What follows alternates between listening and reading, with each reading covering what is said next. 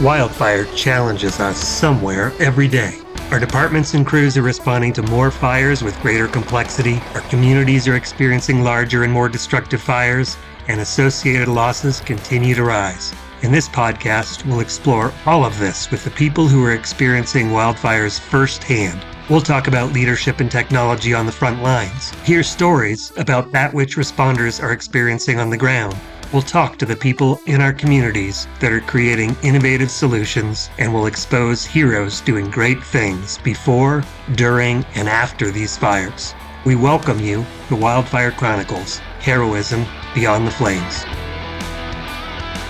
We are sitting here at the FRI little side show floor room alongside Chief Erik Litzenberg, and this is the first of our mini-series here. Number one. IFC, number one.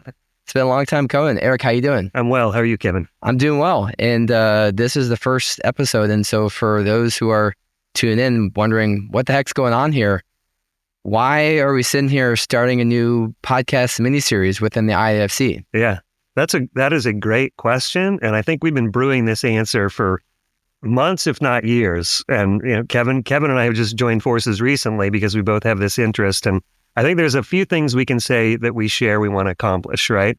One is to make something that's enjoyable. You and I wouldn't be here doing this if we didn't think that we had something that was going to get people entertained. But what's entertainment without education?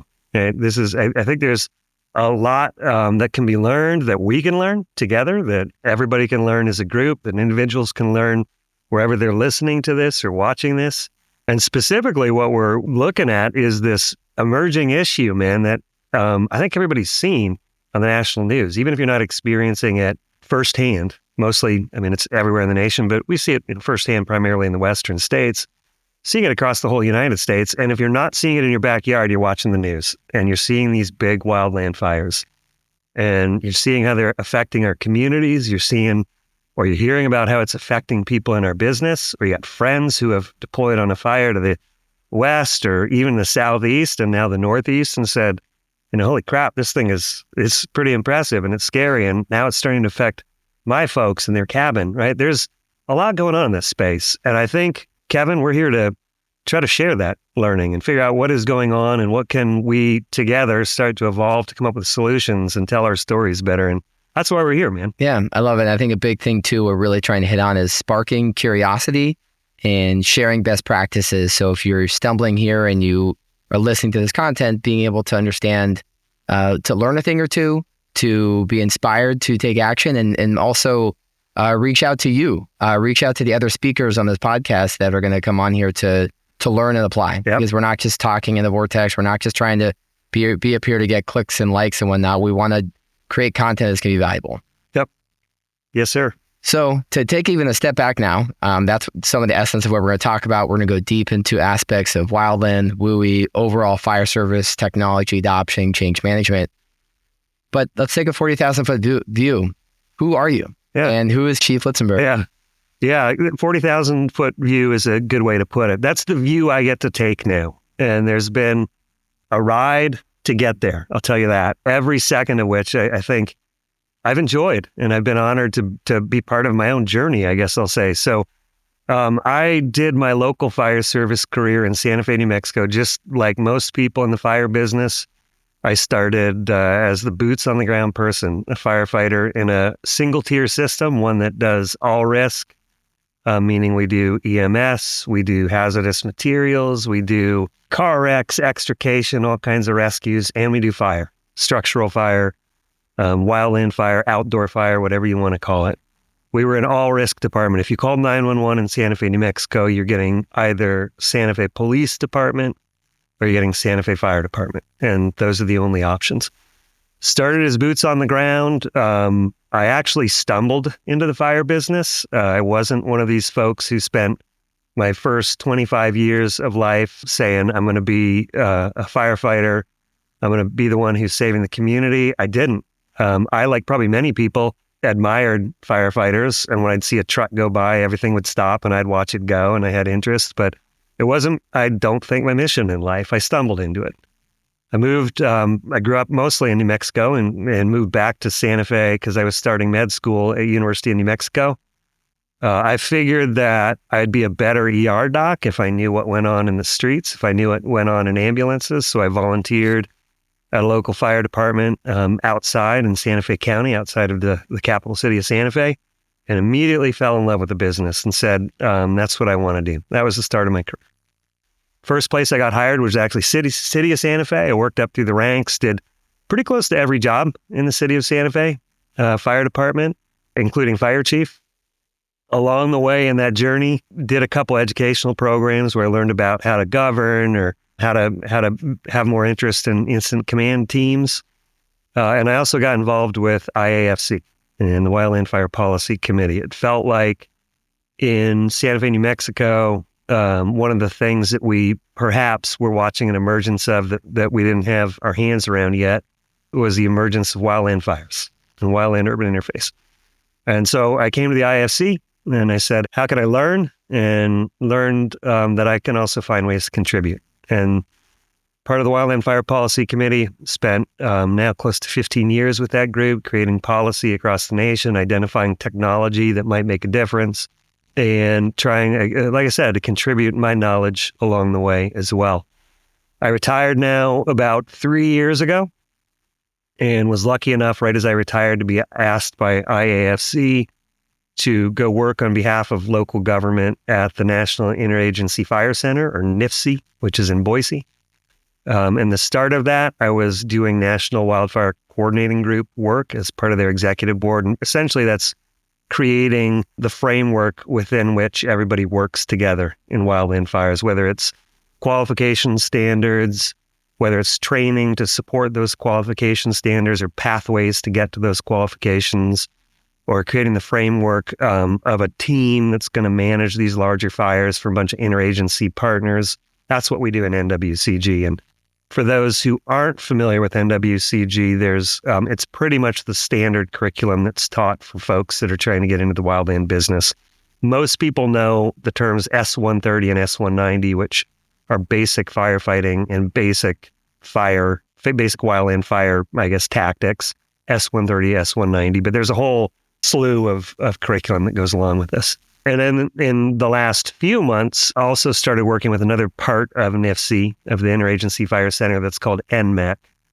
It's the National Multi-Agency Coordinating Group. And for an image that people might understand, that's the war room of NIFC. That is how the fire world in a collaborative environment figures out, first, where's the problem going to be in the nation? And so we can start to get the right resources in the right places. And second, how do we move the resources based upon the emergence of problems? And right now, we're all watching Pacific Northwest is coming alive. It's August. This is the time of year where primarily in Oregon, Northern California, and Washington, we're pretty much nonstop with firefighting. And most of our resources are up in that area, but it's not always like that. It moves around the nation. And there's some times where they're down in the Southeast. There are even times now we're moving resources into the Northeast. And we do that based upon predictive analytics and using a lot of technology and a lot of smart people to figure that out. So that's what happens at NMAC. And that's what I get to do over the last few years. That's how I've come to sit here with you, Kevin, and start to share, a little bit of knowledge of what we see going on out there, but also connect us to people who are in that system who probably know a lot more about you and I, about this business. But man, I'd love to hear a bit about you too. Like, why are you sitting here? How'd you get here, Kevin? Just a random guy they found off the street on Craigslist. No, but I worked with W.S. Darling Company, manufacturer of pumps and equipment and technology, for about 12 years, still working with them in the part-time manner. And now about a year and a half ago, 2 years ago, joined the IFC in a part-time role, focus on technology adoption, strategy, partnerships for IFC with a focus on the Technology Summit International. So last year was our first year doing it. We had about 45 speaking roles, 90 different speakers, and it was awesome. I mean, I think ultimately my goal was just get the smartest people in the room and host some content. Thought it went pretty well, but this year we're really excited in the sense that I'm really focused on trying to turn it into an unconference vibe, kind of a South by Southwest dynamic of trying to make it participant-led content. I mean, don't get me wrong, I'm all for certain presentations and certain conversations, but maybe it's just me. I even it could be some of the most interesting content. I just fall asleep if I'm sitting in the chair. So I want I need content to be interactive and dynamic. And this year it's going to be really two-way dialogue, workshop-y, got to get you there talking a range of different wooey wildland conversations. But I'm really driven and focused on connecting people and bringing people together. And I started the Smart Firefighting podcast in 2017 and have done almost 300 podcasts to date. And I basically just put microphones in people's faces and ask them about technology adoption, change management. You mentioned it in our walk, and it's sometimes true, where I kind of act as a translator between engineers that try and overcomplicate stuff and a fire service member who wants a red or a green button. And then through that, I've just connected with a range of startups. I mean, here at the Tech Zone at FRI, I think I found 16 startups that are here. Some of them are VR, AR training. Some of them are some software companies. Some of them are tracking tech, and some of them I have no idea what they are, but they expressed interest, and we wanted to take a flyer on some of them. But I really enjoy the intersection of technology and public safety. I love the opportunity of being able to be a piece of the puzzle within IFC and, I guess other things. And I'll tie it back to you I was born in Los Angeles, but I spend any moment I can in Wisconsin, Elkhart Lake, Wisconsin. So I love the outdoors. I love water. I do live in Chicago, but I go to Wisconsin quite a bit, and went to University of Wisconsin-Madison. So I'm a Badger, and I know you said you're Buffalo. You're Buffalo for you, but I'm a Michigan. But at your heart, you're a Michigander. Yeah. Were you were born in Ann Arbor? Yeah. So I was born on an Army base. I was an Army brat, and my dad was an Army doctor. And shortly after birth, we moved to Ann Arbor, and I did my first 6 years right there on the University of Michigan campus. Yeah. Yeah, so it's somehow Kevin and I are figuring out ways not to fight each other at this table, but... No, I Wisconsin's pretty amicable. We're like almost in a way like the Switzerland in the sense that we're not really we don't have any serious rivals. It's usually Minnesota, but we beat up on them most of the time. Yeah. For Minnesota people would love to hear that. But no, I love all things Big Ten, love all things sports. Yeah. But frankly, something that gets me up out of bed every day and that I get excited about is just being able to support the fire service in my own way. I'm not a firefighter. I work closely with the tech council here, for example. You met Scott Roseberry here. We're walking up. Yeah. Part of my role is kind of serving as the admin back door kind of guy that's just helping get stuff done for these fire service members that are busy being firefighters. So I've taken that role of kind of helping facilitate some of the connections between startups, existing companies, .gov, .org, .edus, and just continue to try and drive that conversation. And frankly, it kind of ties into a lot of the stuff you talked about earlier in the conversation about why we're here today, to entertain, to provide education, to provide insights. And I think maybe to transition into that of kind of what are we really going to dive into in this conversation? And I think I'd love for you to maybe paint a little bit of a high level and even give some sneak peek into some of the kind of types of speakers and the types of questions and angles that we want to cover as we go a mile deep into some of these conversations.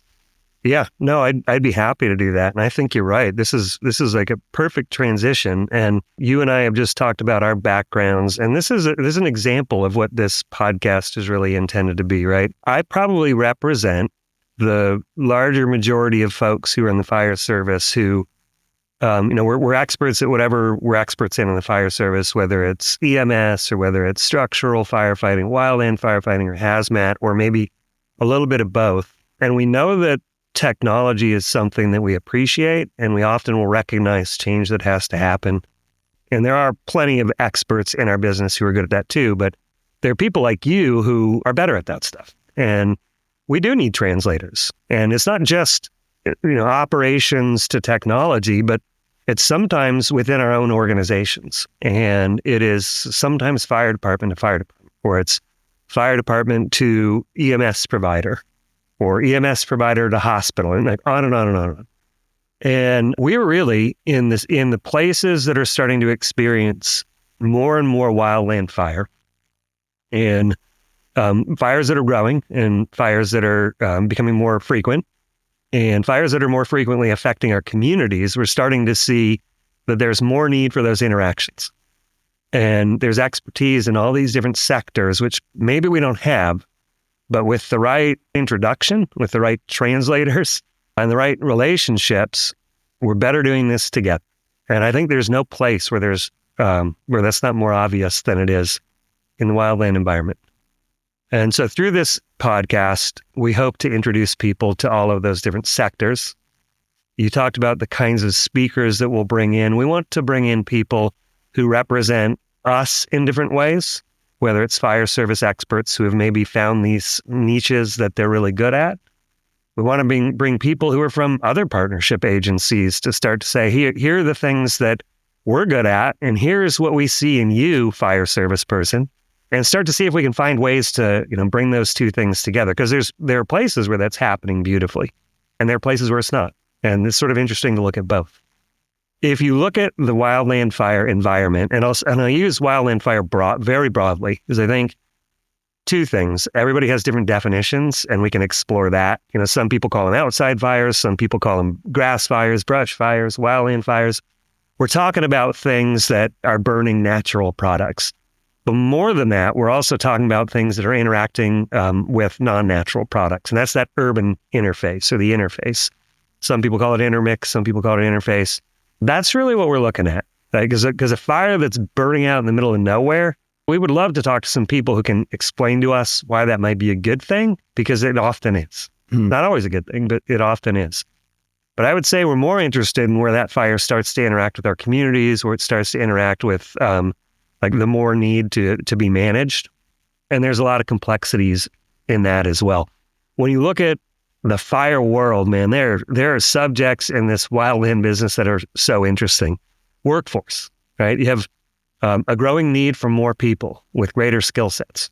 And all of the agencies that are involved in this, whether you're looking at federal agencies like the U.S. Forest Service or the BLM or all of the bureaus within Department of Interior, they're all struggling with the same things we're struggling with in local government.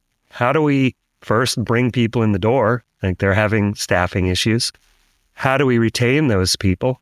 How do we keep them their pay in a way that's commensurate with their life needs? How do we compete against not only other fire agencies, but private sector?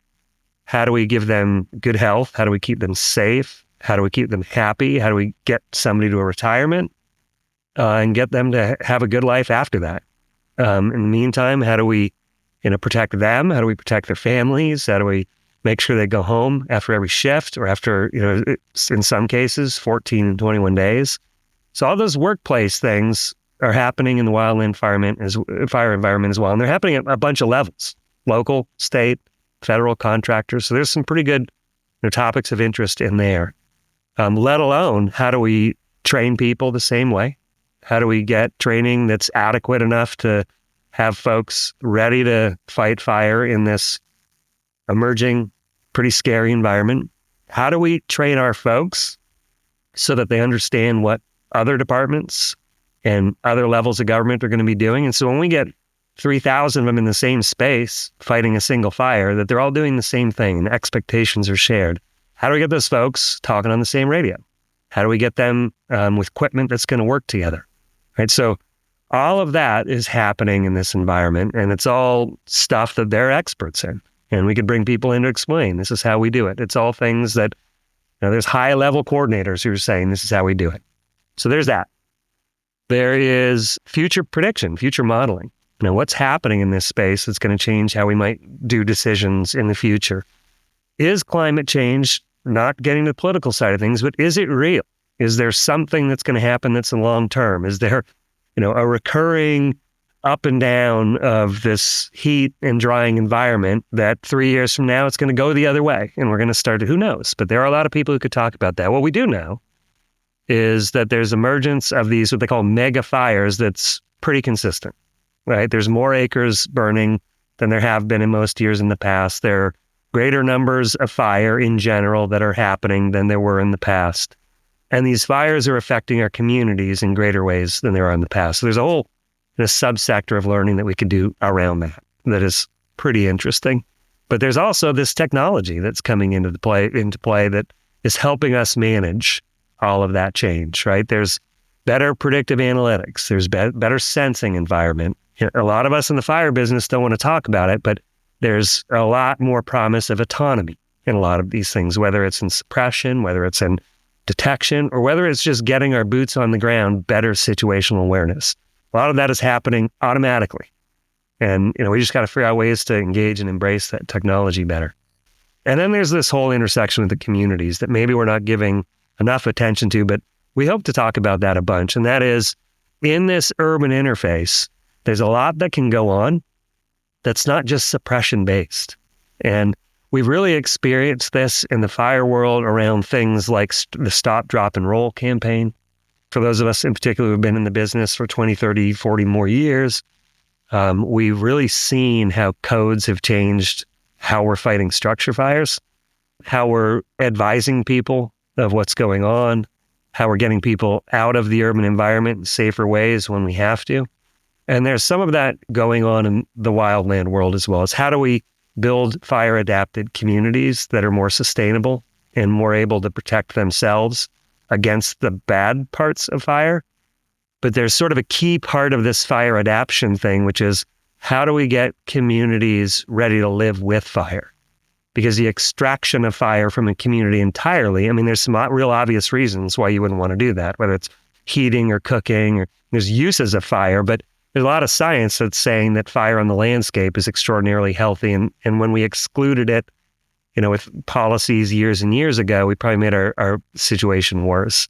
So this whole idea of fire adaptation or adaption is something that we'd really want to explore with people who are experts in it, and people who are experiencing positive ways to make their communities safer, more resilient, ready to live with fire. And so, then, we could go on and on in this space, and so I don't bore everybody, I'll stop talking about it. But then that's the at a high level. It seems like literally every single thing you said could become an hour-long episode. Yeah. Yep. Stay tuned. But a few things that I would like to dive into a bit more is the fire adapted community, but particularly that term living with fire. Yep. I think there's, and granted, again, not getting political, but I know there was the dynamic of Smokey the Bear, and it was fire's bad, but at the same time, talking with those that are very in tune with the land and wildland specialists and those that are, working in the wetland space, Yep. talking about how important fire is, the right kind of fire. Right. And then even again, how we use prescribed fires for preventative measures. We use goats to clear up hillsides,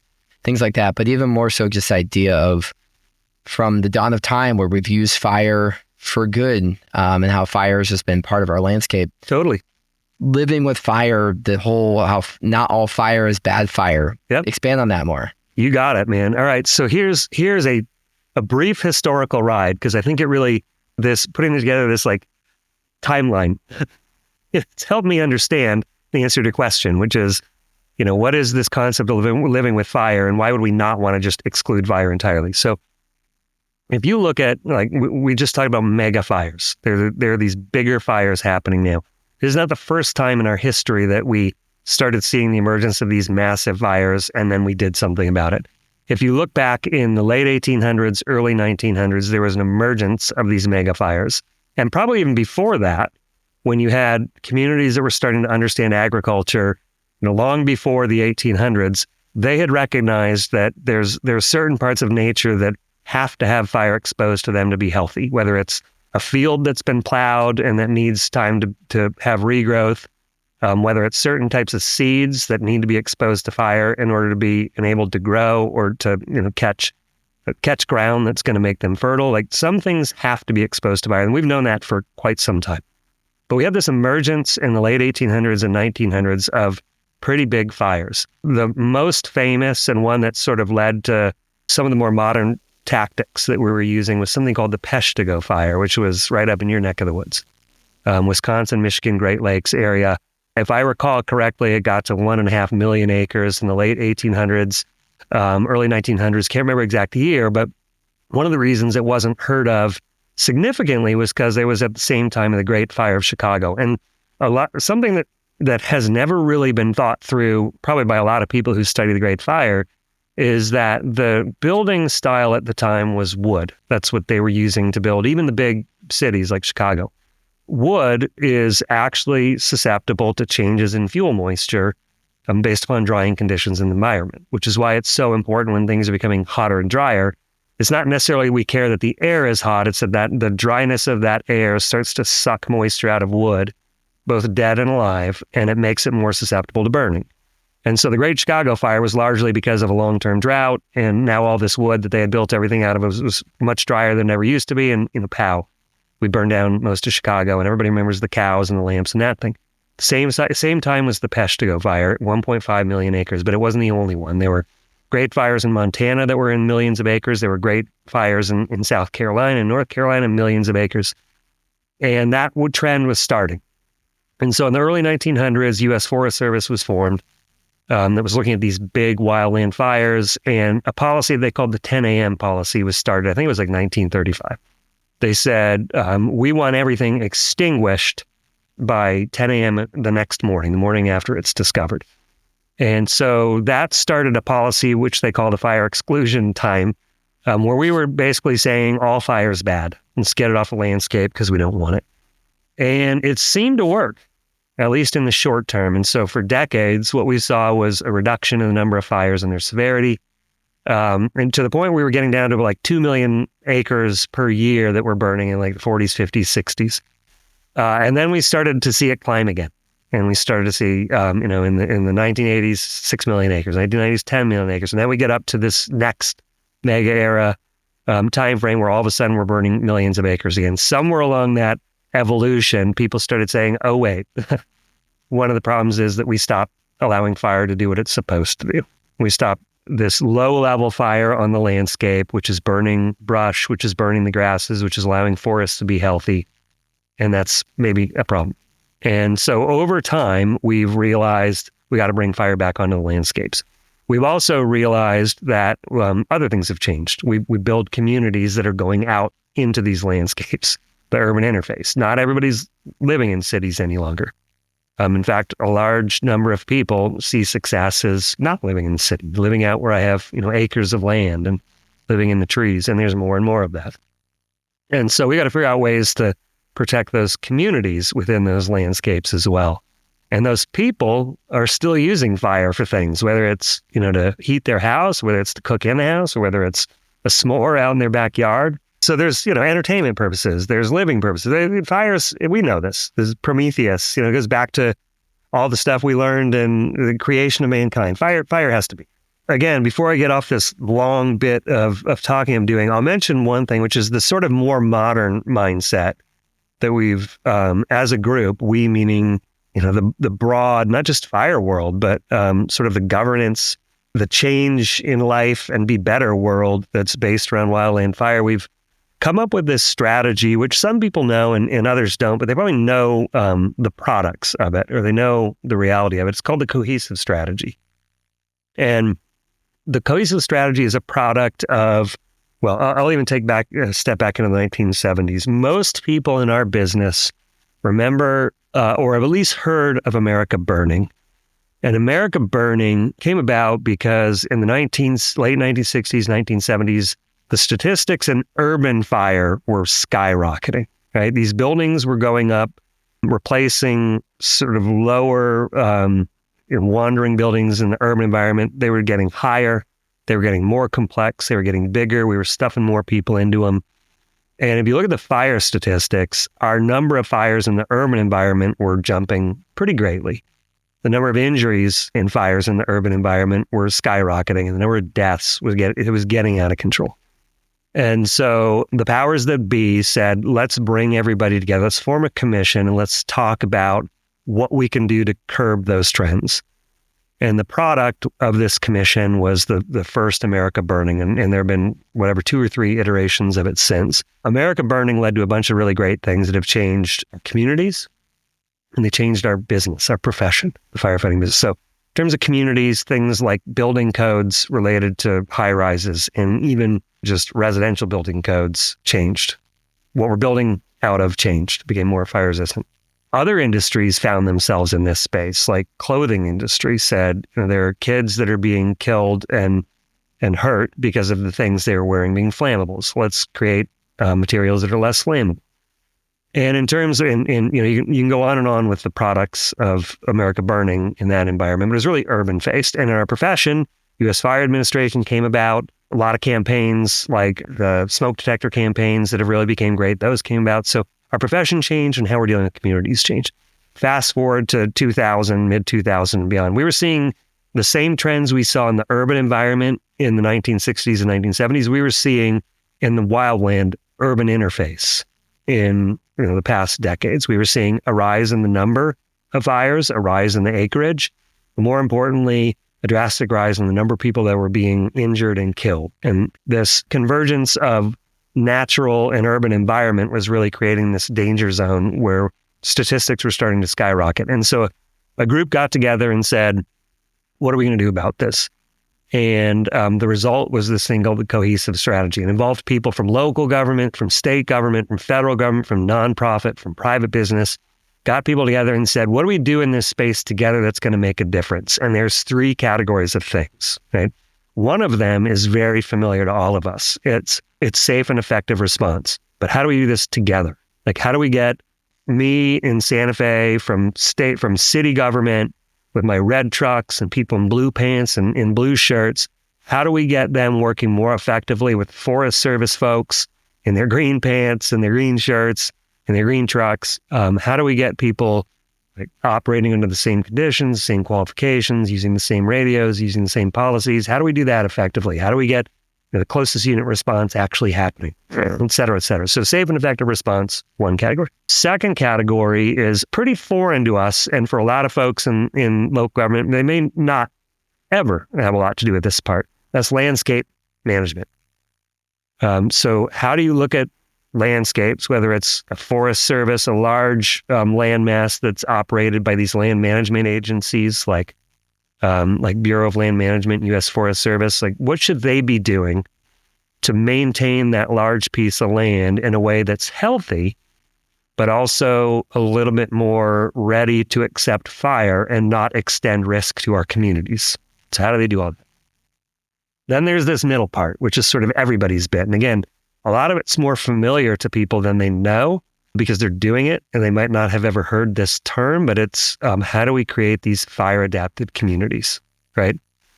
And so getting sort of full circle, and we talked a little bit about fire adaptation or adaptation a few minutes ago, Kevin, but your question is specifically about the fire bed.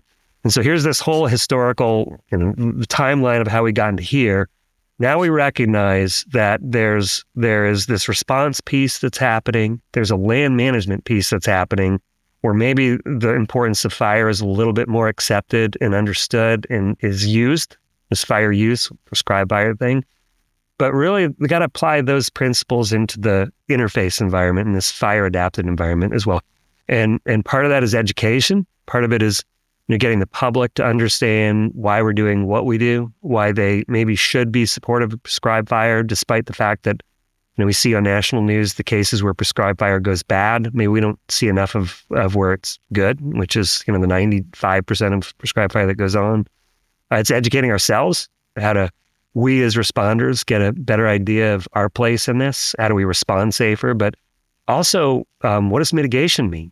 Maybe me as somebody who's in the fire service and I see myself as a responder, maybe there are things I can be doing to be mitigating the risk in this environment. And maybe we're the exact workforce to be doing that because we're trusted, we're in our communities, people understand what we're saying and they believe in what we're saying, what we're doing. So there's, education, there's equipment pieces. Are we designing our trucks? Are we designing our equipment? Am I carrying the right tools in a way that I can be effective for response and mitigation? It's technology. Are there ways that we can use technology to do the things we just talked about, communicating with ourselves and our public better? Is there emergence of tools that can help us do this world? But all of this is our space. And it is in the fire world, in the fire business, things that we're going to start hearing more and more about.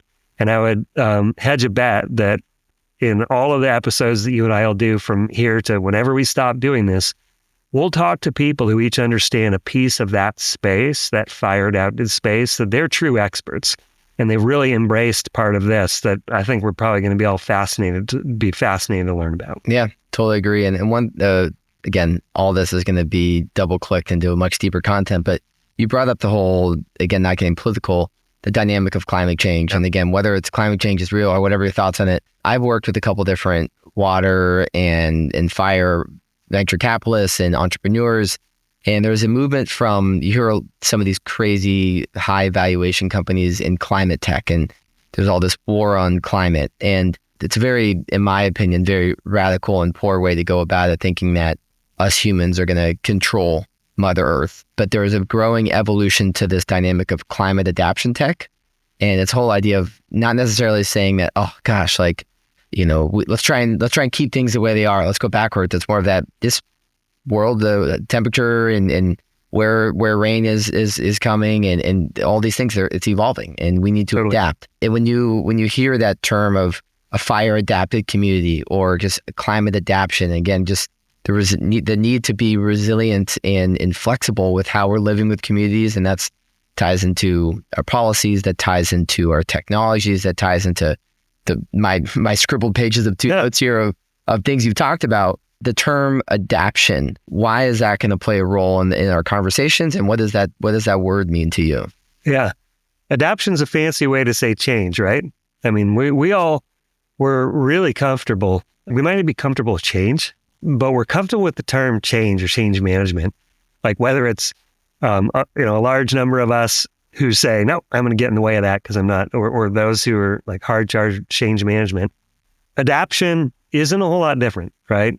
We sort of use it in a more natural environment. And this is just, like my view, if it makes sense to anyone else, great. If not, it's still my view, which is like change is something that I can affect, right?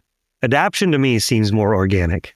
Like if you're looking at a fire adapted environment, it's an environment that is adapting to fire, right? That is something, and we might be able to enact on that. We might be able to do something that is a change, but ultimately it's the environment that's adapting.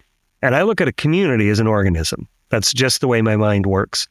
I see a community as a whole bunch of natural interactions that are happening, and it's people in that community, but it's also spaces in the community. It's also the environment. It's forest. It's air, and those things adapt to the changes we make happen. And it might be like we talked about excluding fire. The environment adapted, and things happened, or now we're starting to be more active in a suppression. Great. Things are adapting. Now we're stopping suppressing. Instead, we're going to educate people. Something adapts. It is the way that these things respond to the changes we're implementing upon them. And there's a whole science behind change management, which I won't pretend to understand. And there's a science behind adaptation, which I witness, but I won't pretend to understand. But man, it's fascinating. And there are people who, again, are experts in this, and all they do is study if this, then what? And, what should you do differently in the if that's going to affect the what? And, it's getting all these people in the same space that makes us excellent together. Yeah. Couldn't agree more. And so a couple other things I want to hit on a high level before we wrap up this first episode and dive into some more content later this week is just some high level kind of perspectives on policy and technology. You mentioned your role within the Wildland Fire Policy Committee. You mentioned this 10 a.m. policy.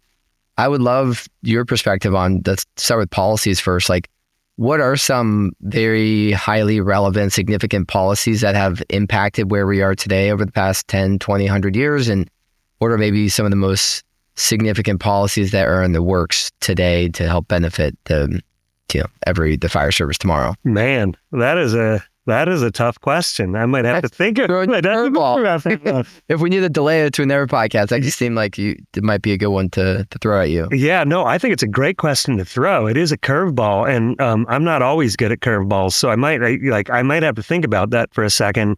I mean, I can answer part of it and already did, which we can look historically and look at policies that were made that were great at the time and perhaps had untoward effects that we didn't understand. And I would say the things that we're enacting now, we need to understand. We need to do a good job now of figuring out what are the possible untoward effects or ill effects of the policies that we're creating, and see if we can do a better job of understanding, if we create a policy that does ...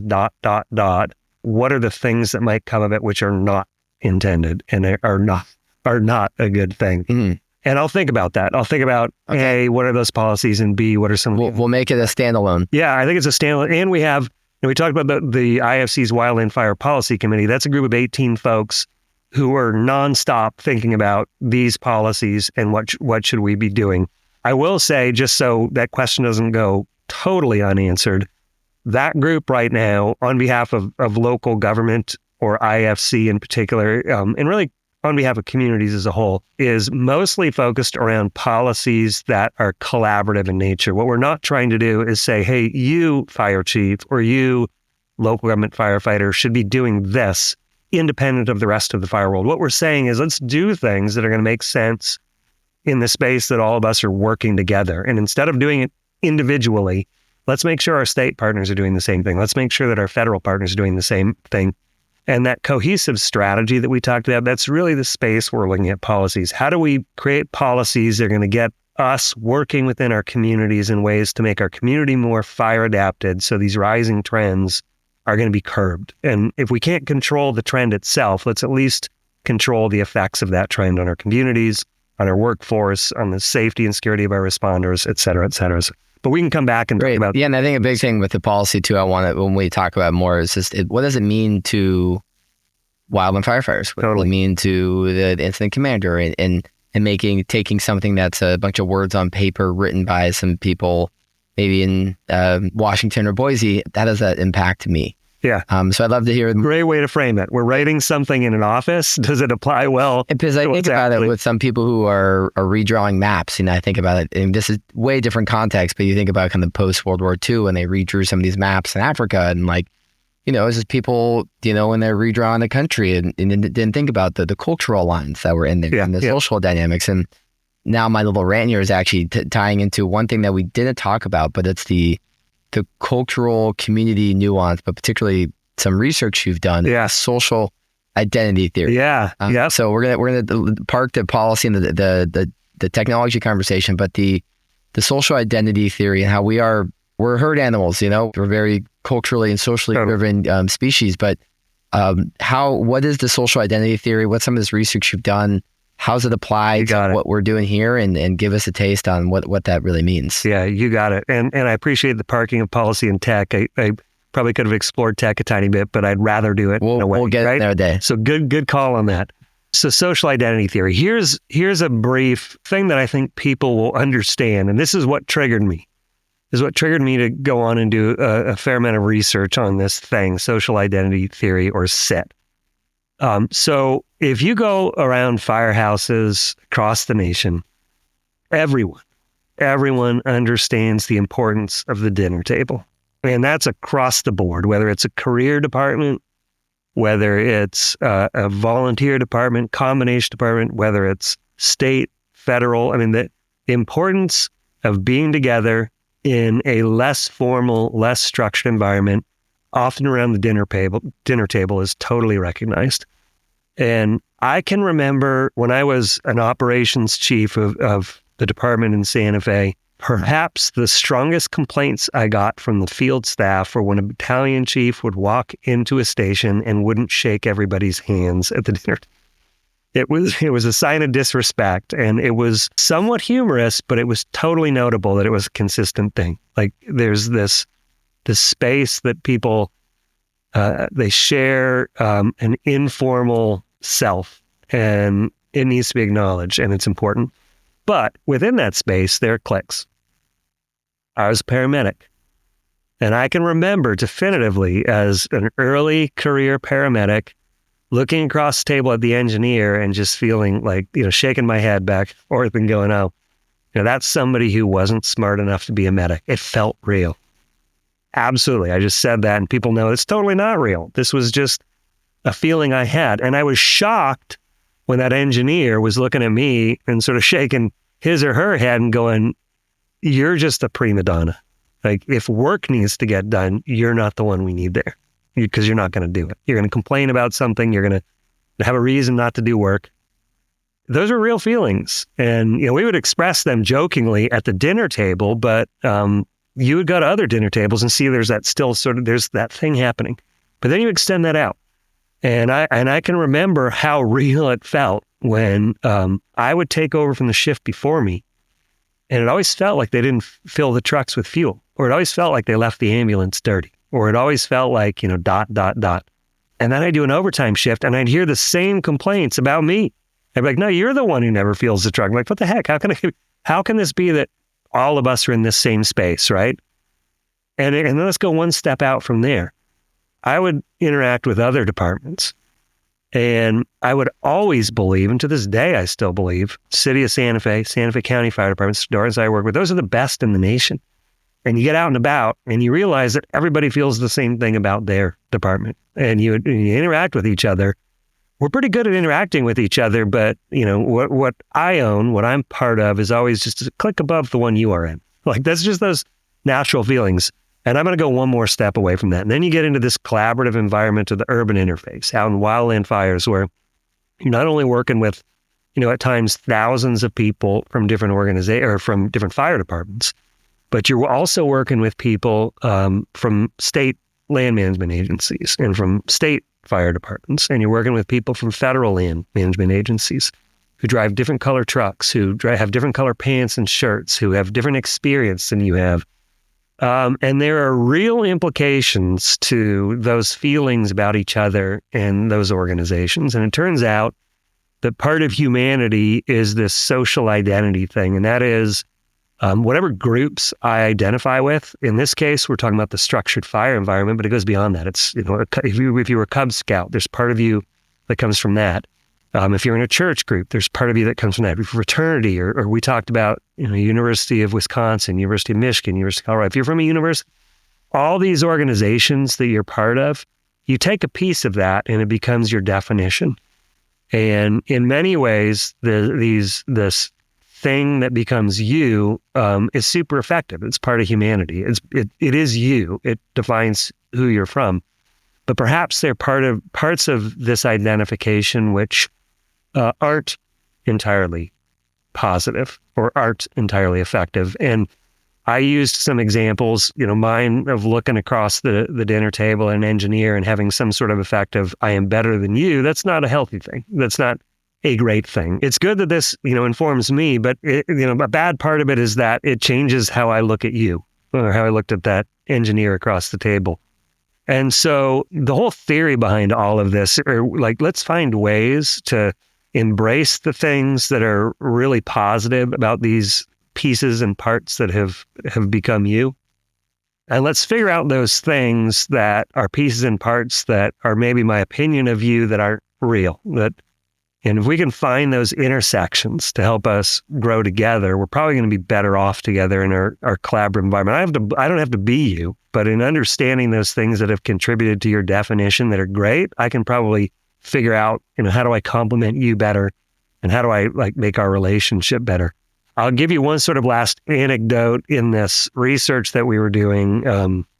It was through University of New Mexico, a sports administration program, and I had a couple advisors who this tool we're using to measure the strength of affiliation, basically, has been widely used in sports. I would bet that people can recognize, almost everyone, and fire service folks tend to be pretty into their teams, wherever they're from. It's something we do. And I bet most people can think of some athletic team that they're into, even if it's just their kids' soccer team or something like that. But you think of affiliation with sports teams. You said you're a Badger. I was a Buffalo.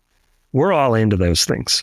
And we can see how healthy it is that I'm excited about a game on Saturday. And so I'm going to grab a 6-pack of beer with my buddies. We're going to have a barbecue. There's a social interaction that happens. That's all good. That happened around a sports event. But it's that same level of identification, or perhaps a more extreme version that leads to hooliganism, right? We can all see 2 football clubs in England who somehow come to blows in the parking lot, not because they hate each other because, you're from a different city or because you did something to my family. They hate each other because they're rooting for different teams. And they're so affiliated to that they're willing to smash each other to pieces in the parking lot. That's real. And perhaps that's a toxic level of identification. So we can understand that there's a reason that this identification is good. And we can also witness that there's a toxic level at which maybe it's not bad. My advisors in this research we're doing, who are from sports, a guy who was a professional tennis player, he looked at the numbers that we were gathering in emergency response organizations. And his statement was, to me, that seems like at times there's a toxic level of affiliation. And so we're so strongly into ourselves in this business, which is a good thing. But making sure that it's managed at that positive level is the whole theory behind social identity theory. And it's why it's important to study. Yeah, well, I am an irrationally emotional Green Bay Packers fan, where I am kind of my best and worst self when the Packers play. Yeah. And sometimes, truly wear my heart on the sleeve. And I do love it because it brings my family together. But it is definitely a part of my identity. And I think there's a lot of these different, from teams into what you do for work, all kind of tying into your identity. But one thing I want to try and take a step back and then kind of close out here is kind of by understanding SIT, the social identity theory. I think you'd mentioned it's not about like me being you. It's sort of kind of me sort of acknowledging you are you, and that is awesome. And, we don't need to be the same, but we can be respectful. I can admire your strengths, and we can, don't have to point out your weaknesses, all those different kind of emotional intelligence type things. But I had mentioned the word empathy on the walk over here, and kind of from speaking about how to develop empathy for those that are out fighting wildland firefighters now, to urban firefighters, to entrepreneurs that are developing technology for firefighters, to very established companies in the fire industry, .gov, .org, .edus. They all have a place. They all have a role here, and none of them are, I'm not going to say any are more or less important than the others. They're all here. I'd hope with virtuous aspirations to ultimately be better and make everyone around them better. But the idea of empathy within the fire service for all the stakeholders, what does that mean to you, and why is that important, and how can we tie that into some of the content here? So appreciative. And this will be a great closeout. I am so appreciative of the word empathy. You're right. You said it on the way over and it made me glow. If I can empathize with the people I work with, which means I can not only sympathize with the things that they're dealing with, but I can actually put myself in their shoes and understand why they would see things the way they do.